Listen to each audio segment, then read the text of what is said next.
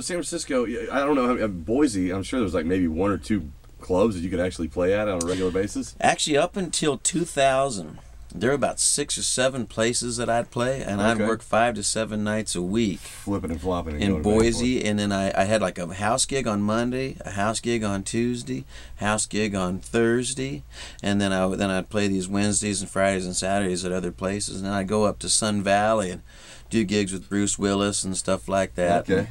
And play the scene up there, you know, for the resort town. And man, I made good dough, man. Bought houses and sports cars and all sorts of stuff. I was doing all right up there. So when you moved to San Francisco, was it just as easy to get gigs? I thought it was, yeah, it actually was. I thought I was going to crash and burn down there. But there's all these really great guitar players that needed a singer.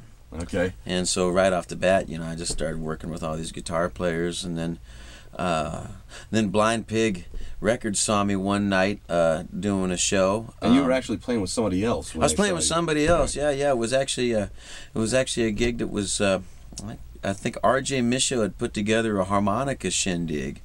And I was just one of the harmonica guys on. You know, you don't have that in Idaho where you got like 3 great blues harp players all get together and do a show together. Yeah.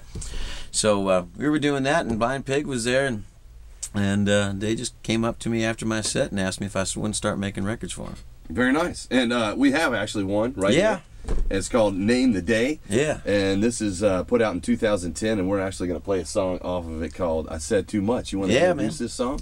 Yeah, it's a really cool sad number. I've always been kind of partial to sad numbers, you know, because you really get the feeling, you know, of a vocalist behind it. And this is a really cool Southern soul kind of number, about some dude that's just lost it all and just can't stop telling everybody about his problems, and that's the one thing keeping him from, you know, finding a new girl. All right, here we go. John Nemeth on KPFT.